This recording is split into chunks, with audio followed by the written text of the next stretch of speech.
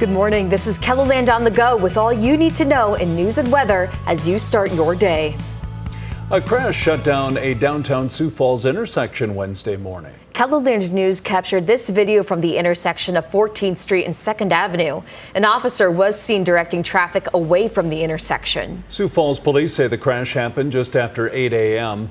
A car was turning at the intersection when it collided with a pickup. The driver of the car was given a ticket for failure to yield, while the driver of the pickup was ticketed for a red light violation.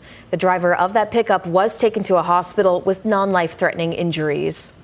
The South Dakota Department of Revenue will issue refunds this month to motor vehicle operators who were charged too much excise tax when they registered their purchases. The overcharges were found by the South Dakota Department of Legislative Audit during its annual look into state government finances. A department spokeswoman answered several of our questions about those refunds, and you can find those in a story by Capitol News Bureau reporter Bob Mercer.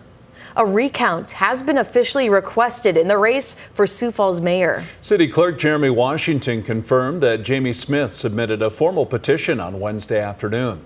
Just 2 votes separate Smith and Christine Erickson, who won the runoff election. The city will now have 10 days to complete this process. More than 36,000 registered voters cast ballots in the runoff election.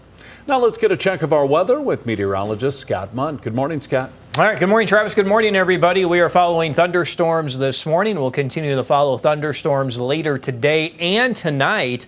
I do want to start with the Storm Prediction Center's outlook. This is an enhanced risk, level 2 out of 5. 3 out of 5. Covers north central into southeastern KELOLAND, that area highlighted in orange.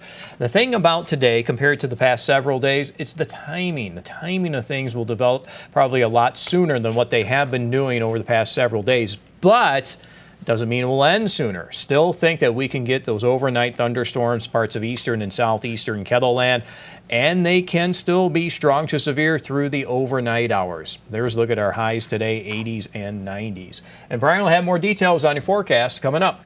We'll check back in. Thank you, Scott. The 4th of July holiday migration is underway, and travelers from across the country are making their way through South Dakota.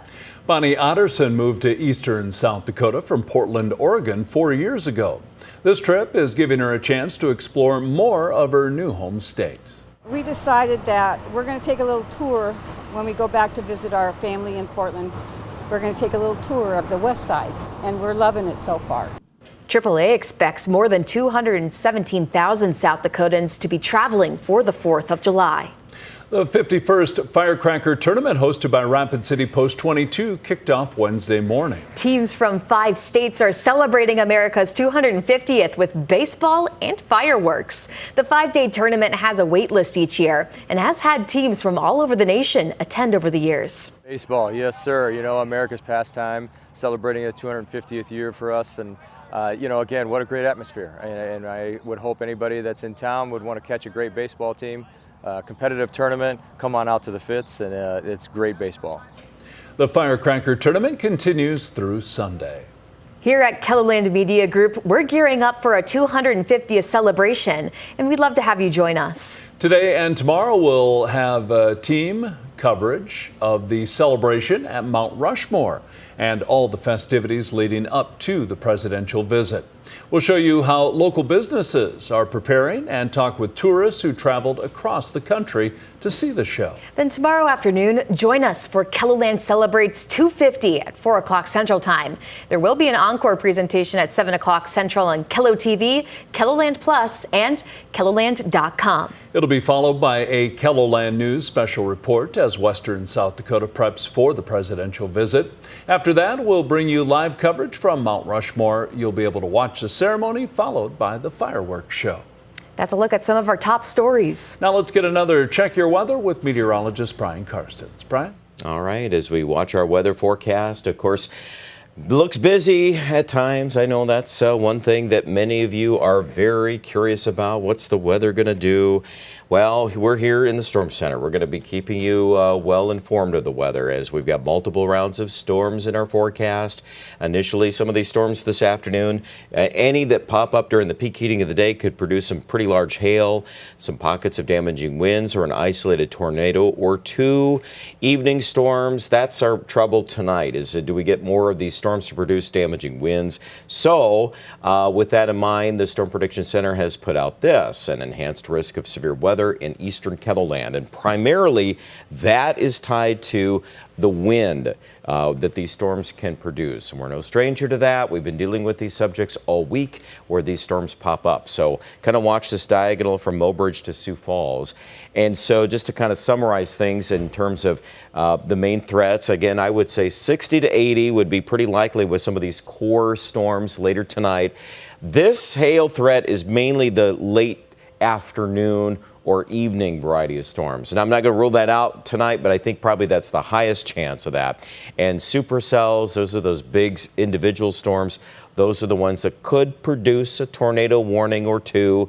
Hopefully not more than that, but we'll be here, of course, if we need to be. Now, let me show you our latest update with Futurecast. We've been tracking some thunderstorms in northwest Iowa. That might continue to show up a little bit more than this shows.